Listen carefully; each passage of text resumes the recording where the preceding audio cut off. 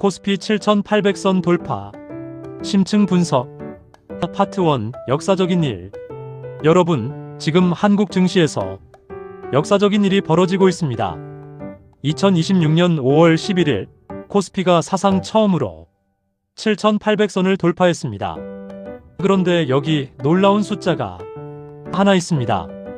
코스피가 7822포인트로 마감한 그날 상승한 종목은 단 147개였습니다. 반면 하락한 종목은 738개, 거의 5배 차이입니다. 코스피는 사상 최고치를 찍었는데 시장의 75% 종목은 하락했다는 겁니다. 이게 말이 됩니까? 개인 투자자들은 2조 8천억 원을 쏟아부었고 기관은 6천억 원을 매수했습니다. 외국인은 3조 4천억 원을 팔아치웠는데도 지수는 올랐습니다.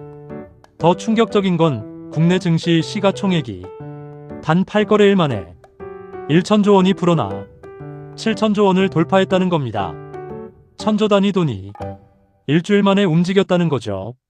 골드만삭스는 코스피 목표가를 8천으로 제시했고 JP모건은 최대 8,500까지 간다고 합니다. 그런데 이상합니다. 지수는 폭등하는데 대부분의 종목은 떨어지고 있다니. 이건 축제일까요? 아니면 위험 신호일까요? 오늘 이 영상에서 숫자가 말해주지 않는 진짜 이야기를 파헤쳐 보겠습니다. 코스피 7800 돌파, 그 이면에 숨겨진 진실. 지금 시작합니다. 파트 2. 매수 사이드카. 먼저 현상부터 정확히 짚어보겠습니다. 2026년 5월 6일 코스피는 역사상 처음으로 7000선을 돌파했습니다. 그리고 단 4거래일 만에 7800을 넘어섰습니다. 하루 평균 200포인트씩 오른 겁니다. 5월 11일 당일만 해도 324포인트가 올랐습니다. 장중에는 7899.32까지 치솟으며 8000선을 코앞에 뒀죠. 숫자를 보면 완벽한 강세장입니다. 개인은 연일 순매수, 기관도 매수세에 동참했습니다. 코스피 200 선물지수는 장 초반 5% 넘게 치솟으며 매수 사이드카가 발동됐습니다. 3거래일 사이에 2번이나 사이드카가 걸렸다는 건 그만큼 돈이 미친 듯이 몰려들었다는 증거입니다. 그런데 여기서 의문이 생깁니다. 왜 대부분의 종목은 하락했을까요? 삼성전자는 6.33% 올라 28만 5,500원을 기록했습니다. SK하이닉스는 11.51% 급등하며 188만원에 마감했고 장중에는 194만원까지 치솟았습니다. SK하이닉스는 미국의 마이크론을 제치고 글로벌 시가총액 14위에 올랐습니다. 삼성전자가 11위니까 한국의 반도체 기업 두 곳이 세계 톱 15 안에 든 겁니다. 하지만 그게 전부입니다. 코스닥은 오히려 0.03% 하락했습니다. 유가증권 시장에서 상승한 종목은 147개뿐이었습니다. 전체 상장 종목의 20%도 안 됩니다. 이건 정상적인 시장이 아닙니다. 소수의 대형주가 지수를 끌어올리는 동안 나머지 시장은 얼어붙어 있었다는 뜻입니다. 여러분이 보유하고 있는 포트폴리오를 한번 점검해 보십시오. 만약 50% 이상이라면 반도체 섹터에 올인한 겁니다. 전날 7899까지 올랐던 지수가 개인과 기관이 다시 매수세에 나서며 외국인은 왜 3조 원이 넘는 돈을 팔았을까요? 골드만삭스와 JP모건은 왜 이 시점에 목표가를 대폭 올렸을까요? 그리고 가장 중요한 질문, 이 상승세는 지속 가능할까요? 진짜 이유는 표면의 숫자 너머에 있습니다. 지금부터 하나씩 벗겨보겠습니다. 파트 3. 심층 분석. 1. 이면의 진실, 보이지 않는 구조. 이 광풍의 핵심은 단 하나입니다. AI 반도체 슈퍼사이클. 이건 단순한 경기 회복이나 수요 증가가 아닙니다. 산업 구조 자체가 바뀌고 있다는 겁니다. 2024년 글로벌 반도체 시장 규모는 사상 최초로 6천억 달러를 돌파했습니다. 그리고 2026년에는 1조 달러에 근접할 것으로 전망됩니다. 2년 만에 거의 2배가 되는 겁니다. 이 성장의 중심에 HBM, 고대역폭 메모리가 있습니다. HBM은 AI 서버와 데이터 센터에 필수적인 차세대 메모리 반도체입니다. 기존 메모리보다 데이터 전송 속도가 10배 이상 빠릅니다. 2023년 기준으로 HBM이 메모리 반도체 시장에서 차지하는 비중은 1% 미만이었습니다. 하지만 매출 기준으로는 10%를 차지했습니다. 부피는 작은데 값이 10배 비싸다는 뜻입니다. 고부가 가치의 정점이죠. 그리고 이 시장을 한국이 90% 이상 점유하고 있습니다. SK하이닉스와 삼성전자가 사실상 독점하고 있는 겁니다. 마이크론이 미국 기업으로서 추격하고 있지만 기술 격차는 여전히 큽니다. SK하이닉스는 2026년 생산 물량이 이미 완판됐다고 합니다. 주문이 너무 많아서 생산량을 감당할 수 없는 상황입니다. 여기서 골드만삭스의 전망이 나옵니다. 골드만삭스는 코스피 12개월 목표치를 7,000에서 8,000으로 상향했습니다. 그 근거는 코스피 상장 기업의 주당 순이익 EPS가 220% 확대될 것이라는 계산입니다. 220%입니다. 이익이 3배 이상 늘어난다는 겁니다. 티모시 모 골드만삭스 아시아 태평양 수석 주식 전략가는 이렇게 말했습니다. 반도체와 산업재 섹터를 중심으로 한 실적 개선세가 독보적일 것이다. 골드만삭스는 현재 코스피의 12개월 선행 주가 수익 비율 PER이 약 7.5배 수준이라고 분석했습니다. 과거 시장 정점기의 중간값이 10배였습니다. 이익은 폭발적으로 늘어나는데 밸류에이션은 오히려 저평가되어 있다는 겁니다. 쉽게 말해 아직 쌉니다. JP모건은 더 낙관적입니다. 기본 시나리오로 코스피 7,000을 제시했고 강세 시나리오에서는 최대 8,500까지 봅니다. 심지어 일부 애널리스트들은 1만 포인트까지 언급하기 시작했습니다. 이 전망들이 나온 시점은 2026년 4월입니다. 그리고 5월 중순 현재 이미 7,800을 넘어섰습니다. 전망이 현실화되는 속도가 무섭습니다. 하지만 여기서 한 가지 질문을 던져야 합니다. 왜 외국인은 팔고 있을까요? 5월 11일 하루에만 외국인은 3조 4천억 원을 순매도했습니다. 코스피가 7천을 넘어선 직후인 5월 7일부터 외국인은 연속 순매도 행진을 이어가고 있습니다. 골드만삭스와 JP모건은 목표가를 올리는데 정작 글로벌 투자자들은 돈을 빼고 있다는 겁니다.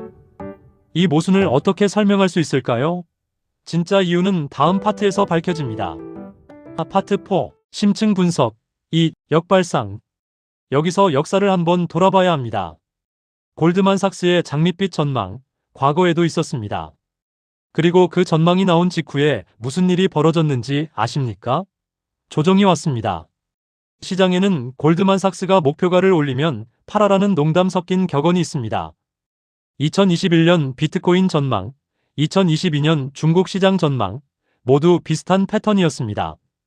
전망이 나온 직후 단기적으로는 올랐지만 중장기적으로는 조정을 겪었습니다. 왜 그럴까요? 글로벌 투자은행의 목표가 상향은 신호탄입니다.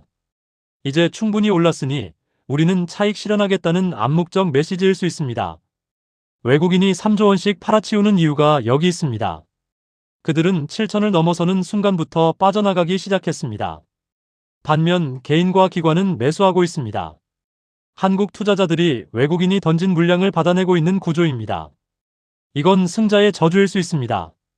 승자의 저주란 경매 이론에서 나온 개념입니다.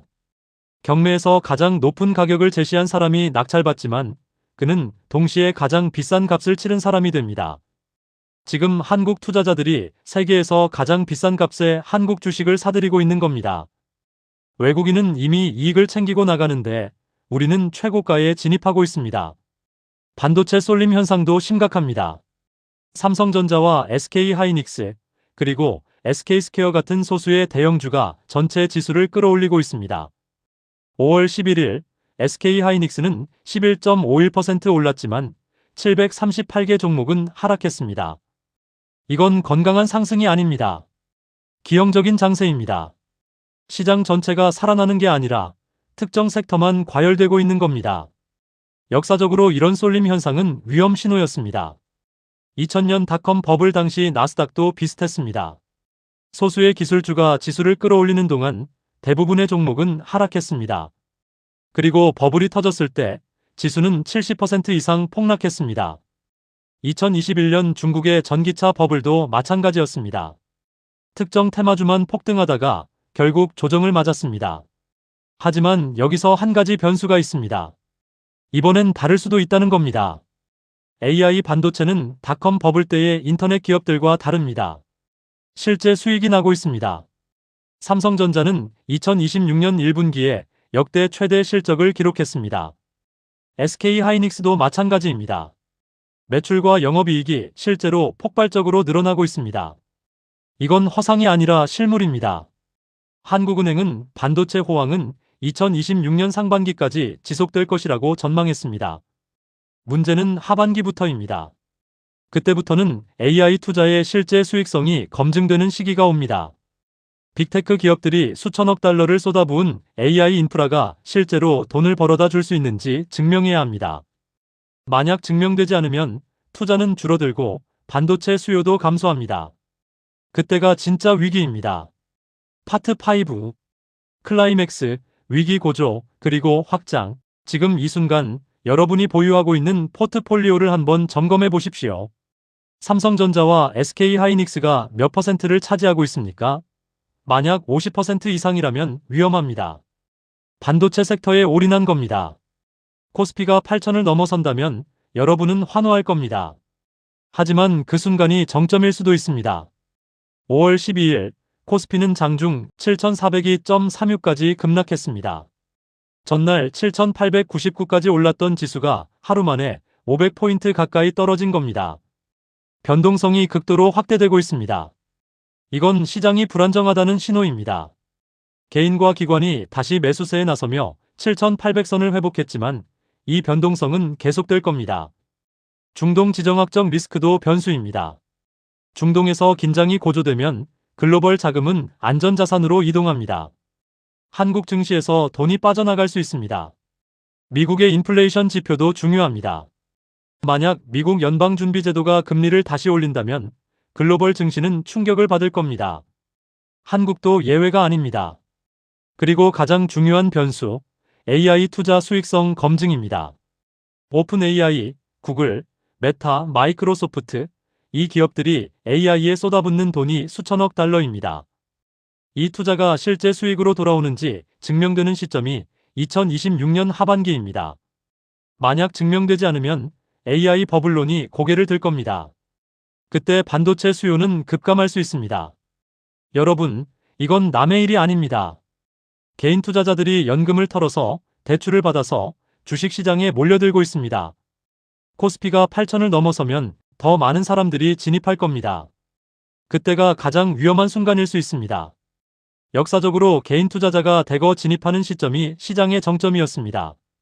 2021년 코인 광풍, 2007년 부동산 버블, 모두 비슷한 패턴이었습니다. 숫자는 거짓말을 하지 않습니다. 하지만 숫자만 보면 진실을 놓칩니다. 코스피 7,800 돌파는 축제입니다. 하지만 동시에 경고입니다. 지금 이 순간 여러분은 어떤 선택을 하시겠습니까? 계속 올라탈 건가요? 아니면 차익 실현을 할 건가요? 그 선택이 여러분의 미래를 결정할 겁니다. 파트 6. 마무리.